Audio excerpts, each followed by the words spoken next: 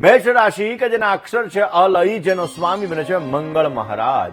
મેષ રાશિ વાળા જાતકો માટે આજે પોઝિટિવ થિંકિંગ, સકારાત્મક વિચારધારા તમારા જીવનમાં લાભ આપી શકે છે. વ્યવસાયિક યાત્રાના આજે સુંદર મજાના યોગો છે ને એ યાત્રાથી તમને સફળતા મળી શકે. આજના દિવસની અંદર તમારે તમારી વાણી ઉપર નિયંત્રણ રાખવો બહુ જ જરૂરી છે.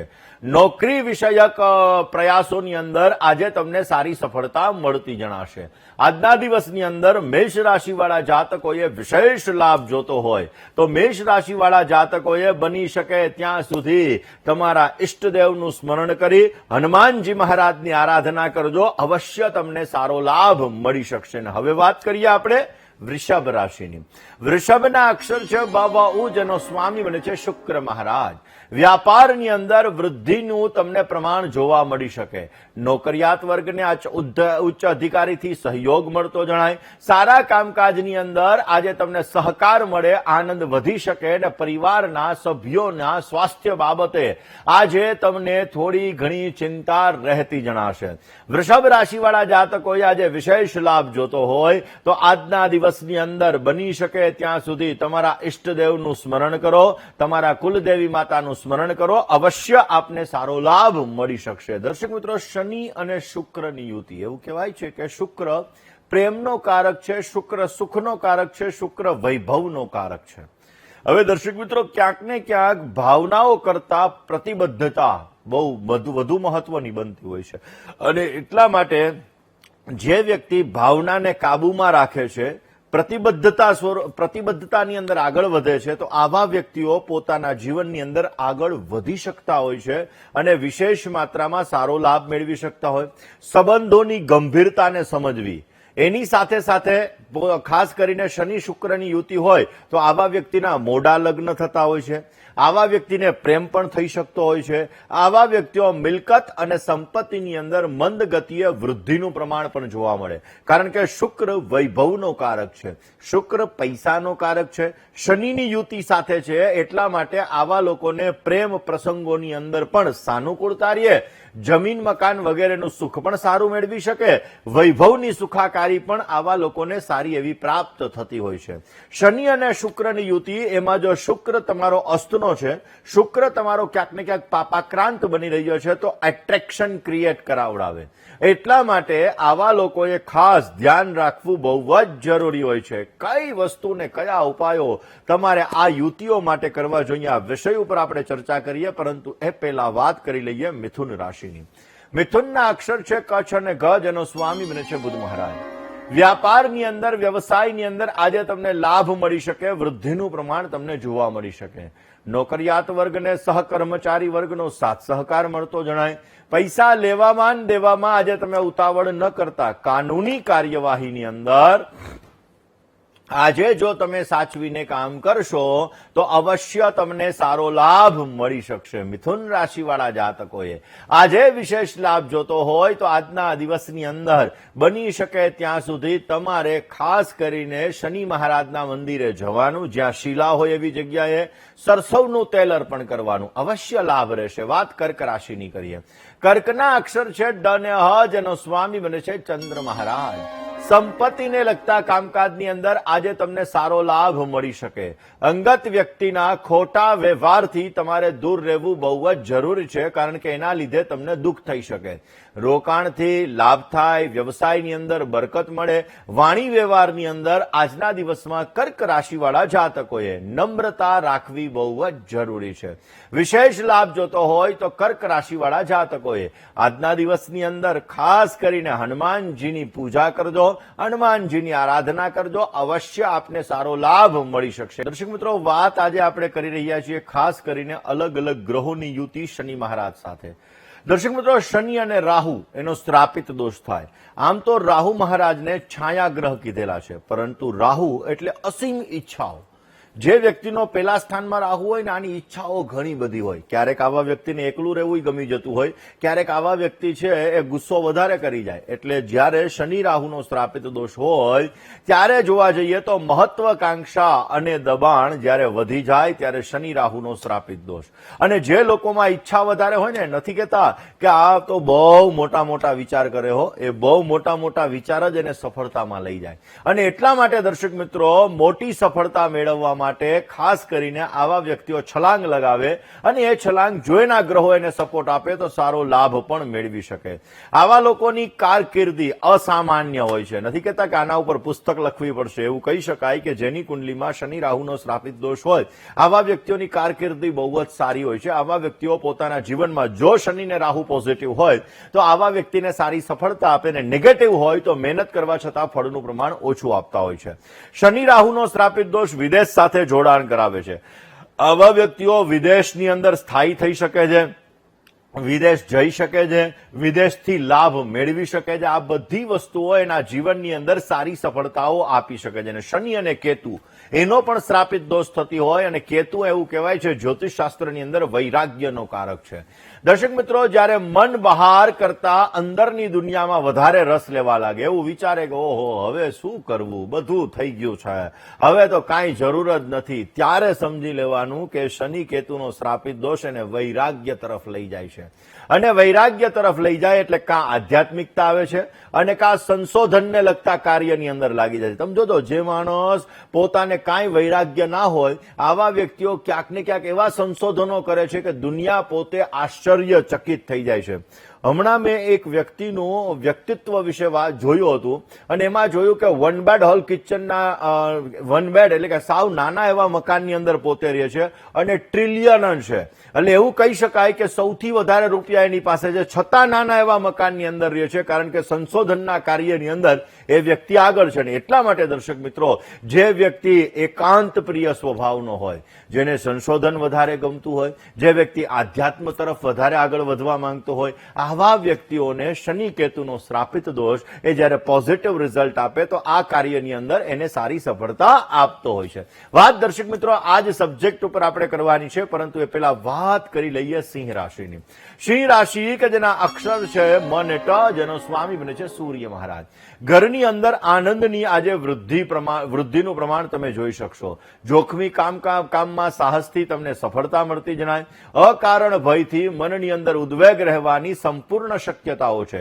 પ્રેમ પ્રસંગોની અંદર આજે તમને અનુકૂળતા રહેશે. આજના દિવસની અંદર તમારે સારો લાભ જોઈએ છે તો સિંહ રાશિવાળા જાતકોએ બની શકે ત્યાં સુધી આજે અંધ વ્યક્તિને ભોજન કરાવો, અવશ્ય સારી સફળતા મળશે. વાત કરીએ આપણે કન્યા રાશિની.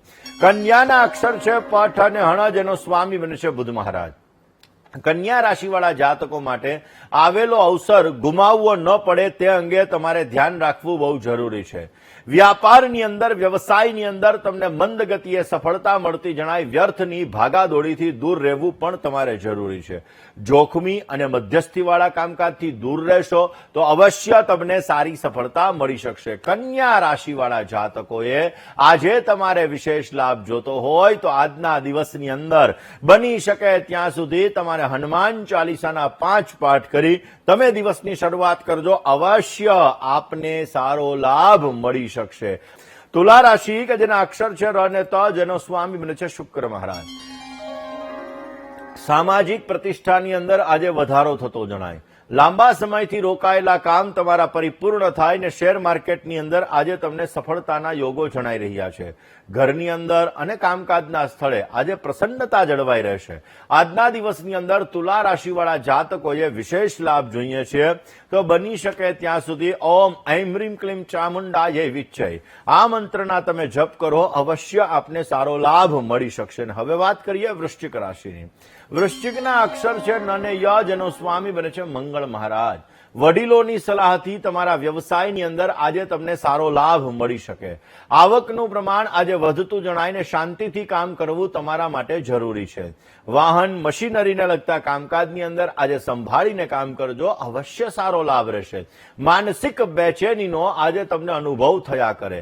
આજના દિવસની અંદર તમારે સારો લાભ જોઈએ છે તો વૃશ્ચિક રાશિવાળા જાતકોએ બની શકે ત્યાં સુધી આજના દિવસની અંદર તમારે શનિદેવના મંદિરે જઈ અને ખાસ કરીને સરસવનું તેલ અને કાળા અડદ અર્પણ કરવાના, અવશ્ય આપને સારો લાભ મળતો જણાશે. દર્શક મિત્રો, વાત આજે આપણે કરી રહ્યા છીએ ખાસ કરીને શનિ મહારાજની અલગ અલગ ગ્રહોની સાથેની યુતિની. દર્શક મિત્રો, પંચ મહાભૂત અગ્નિ, વાયુ, જલ, આકાશ અને પૃથ્વી આ 5 તત્વ છે.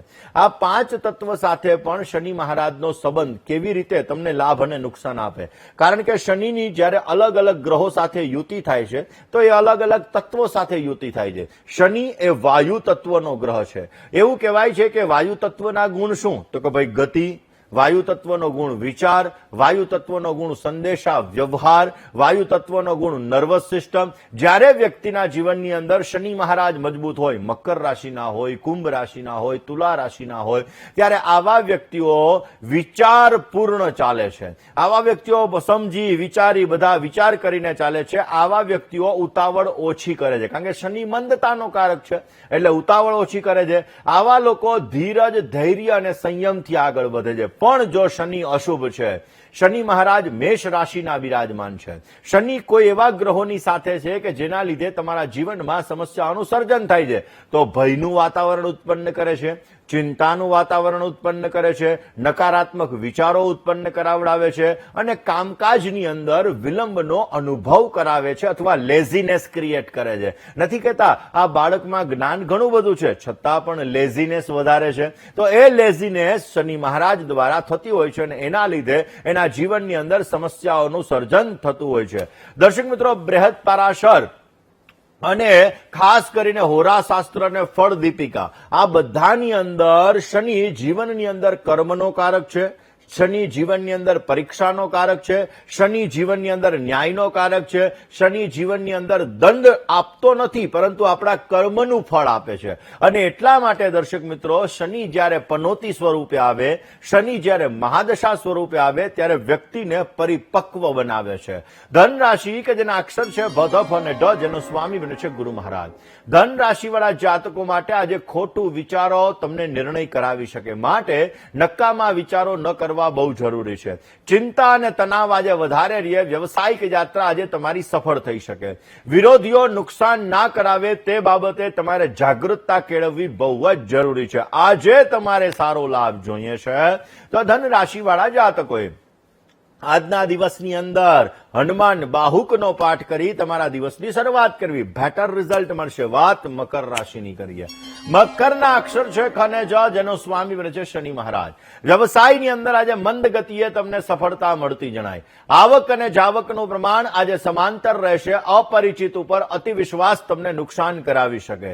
કોઈ ઉશ્કેરવાનો આજે તમને પ્રયત્ન કરશે, પણ જો તમે ધીરજ રાખશો તો તમને સારો લાભ મળતો જણાય.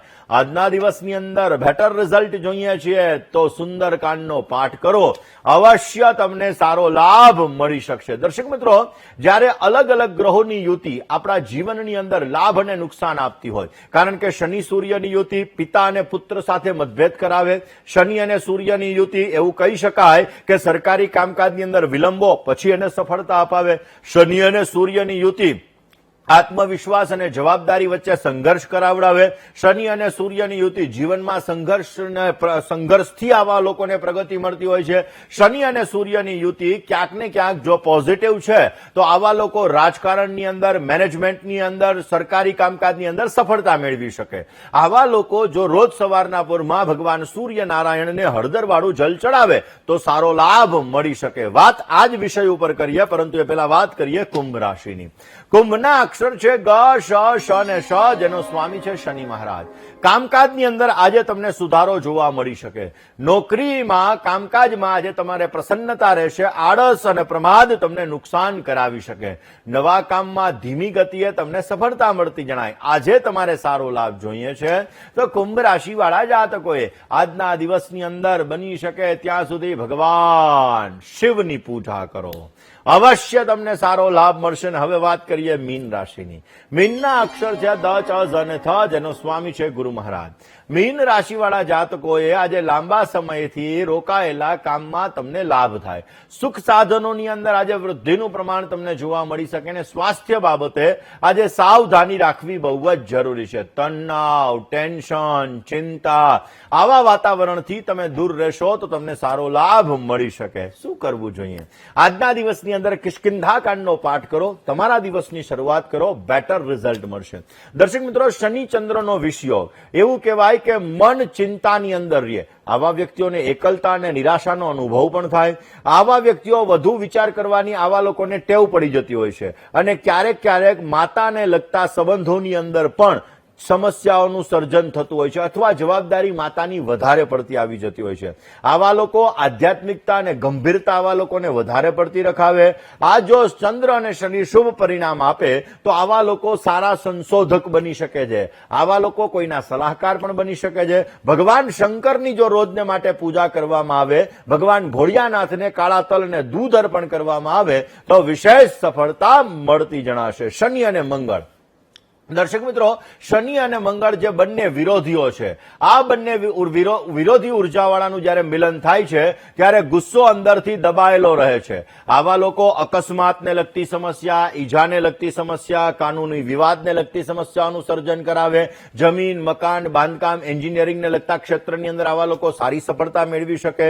ધીરજ અને સાહસનું અનોખું મિશ્રણ એટલે શનિ અને મંગળ. એટલા માટે આવા લોકોએ રોજ દર શનિવાર અને દર મંગળવારના દિવસે હનુમાનજીને 2 કેળા અને ગોળ અર્પણ કરવા જોઈએ. વિશેષ સફળતા મળી શકે.